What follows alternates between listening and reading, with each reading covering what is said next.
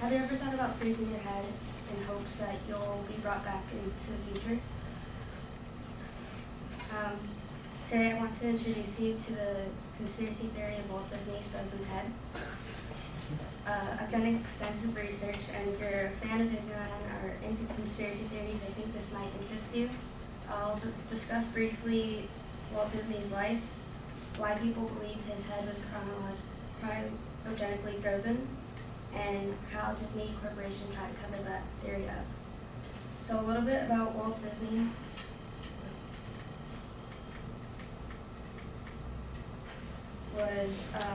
He was the creator of the biggest animation company. And a lot of photos, you don't see him with a cigarette because they photoshopped that out, so a lot of people didn't know he had lung cancer.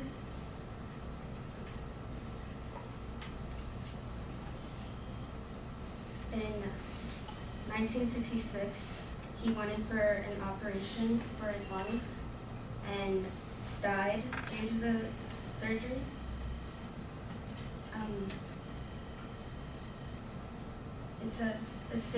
It's stated in the Walt Disney biography. He died on December 15th, 1966 at the age of 65. Disney was cremated and his ashes interred at Forest Lawn Cemetery in Los Angeles, California. So the rumor began when Bob Nelson, the president of California Cryogenic Society, claimed that Walt Disney wanted to be frozen. His family denied that ever being said.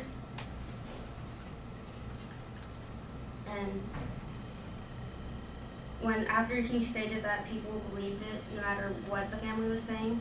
So that's how this conspiracy was started. A little bit about cryogenics is it's the process of cooling the body down to a sub-zero temperature, and it's a branch of it's a sub-branch of cryonics. It was first started from the cryogenics history and overview. First started when a Swiss physicist named Roger Pictet and a French engineer named Louis P. Pellitet liquefied oxygen for the first time. And his hopes was to come back as a robot with not real lungs, I guess, so he can still smoke. And lastly, if this theory weren't true, then why would Disney Corporation try to cover up this conspiracy? So it's in the Disney Made Frozen Just to Hide, an urban legend by Andrew Bridgman, says that overcoming an SEO is no easy task, even for a company like Disney. Google made its reputation by delivering the results most helpful to people searching for something based on keywords. And anyone searching Disney Frozen in 2011 or before were probably only looking for one thing: information as to whether Walt Disney actually had his head and or body frozen. So how the hell would Disney beat Google at its own game? By making a multi-million-dollar cultural smash film called Frozen. So before 2011, if you typed in the words Frozen and Disney, you would have gotten this conspiracy. But after 2011, the movie Frozen came out, so when you did try to look for the conspiracy, you wouldn't find it. It'd be a little harder to find.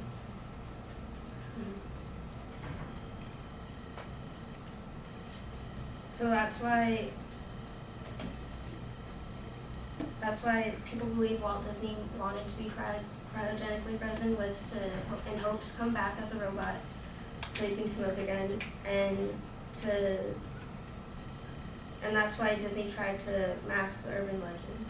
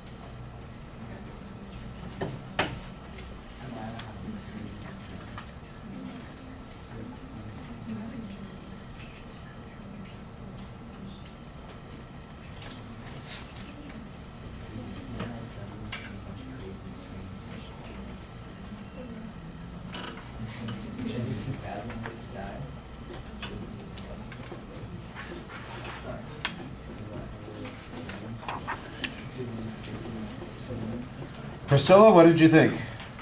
I like how you started. Like the grammar was really good. I thought you had a lot of research and data.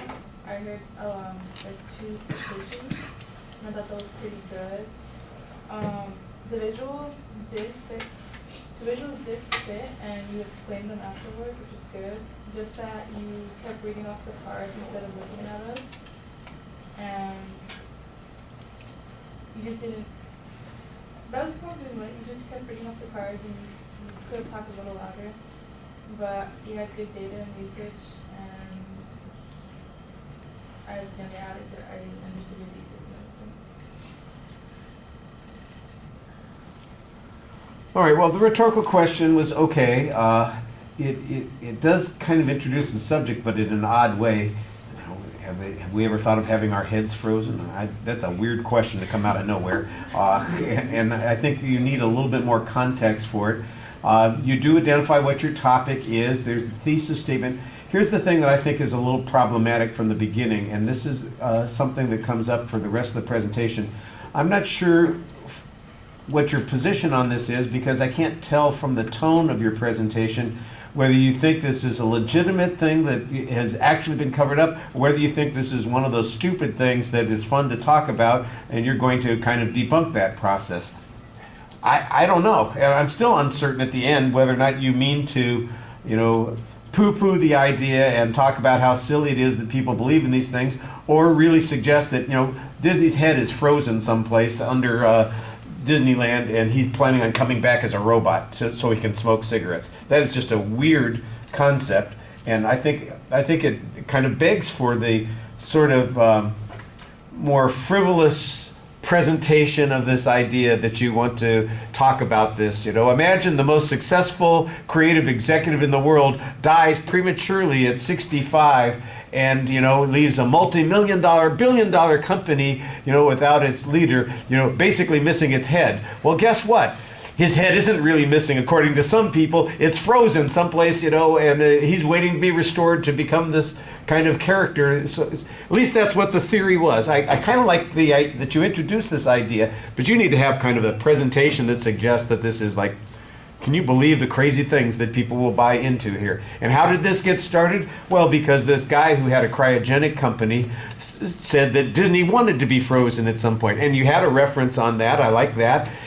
The Disney company, the Disney family denied it from the beginning, but once the idea got planted, it seemed to be around a long time. Now, we don't get any discussion of, what happened from 1966 when he died to when people started searching the internet 35 years later and coming up with Disney and Frozen. What was going on in all that time? Was there a rumor that was being spread around? Was there did somebody write a book about this? How did this just get passed around? Is it an urban legend that people found? And then when the internet came along, it promulgated more, because that's when you did a search on those 2 terms. Although why people would do a search on those 2 terms, I'm not exactly sure. Disney and Frozen. Unless you were looking for ice cream, with the Mickey Mouse ears, I'm not exactly sure why you would do a search on those particular terms unless you already knew something about this. So that might be why it comes out that way. I do like that piece of information that says, and here's the way the conspiracy theorists are looking at it. How are we going to hide this information? We'll make a movie that uses the title Frozen, and then suddenly all of the references will be at the bottom of the 10 million hits that people get when they do a term search of these 2 ideas together, and nobody will ever bother looking at that again. Yeah, the idea that that's what's going on here. We're going to make this movie that, by the way, is incredibly successful. It's going to have a sequel out later this year. Made the company billions of dollars. Yeah, we did that just to suppress the idea of this foolish conspiracy. You've got to laugh at this idea. I mean, you just got to present this as a joke and talk about how some people really believe this kind of stuff, and make fun of it and have a little bit of fun. Your presentation is a little too on the nose, and it jumps in a couple of spots. I do think you had an organizational structure to start with, but there are things that are missing in this process, you know, like the rest of his body apparently. The visuals that you have, like when you have the picture of the cryogenic tanks there, I'm going, okay, well, I know what that's all about. There's no history of the other cryogenic process here. It's like this was going to be Walt Disney by himself being frozen, you know, that sort of thing. There are other people who actually do this kind of stuff. They have cryogenically frozen either body parts for the purpose of, you know, DNA, saving it for the future. Maybe we can recreate something like that, or maybe they've saved the whole body. I don't know. I mean, there's the companies did sell this idea at one point, or at least a company. Maybe it's that Bob Nelson guy selling his company that way, trying to promote it this way. I mean, by the way, that's the perfect way to get some attention for your company. Let's take the most famous person on earth who's died recently and say, well, they really wanted to be, you know, with my company, that kind of thing. And suddenly people will be talking about it. I just think that there's some stuff here that's missing that, you know, needed to be in the speech to make it more interesting. And you just do a lot of reading, and the tone is kind of defeating you. All right, I'm going to stop there. Thank you.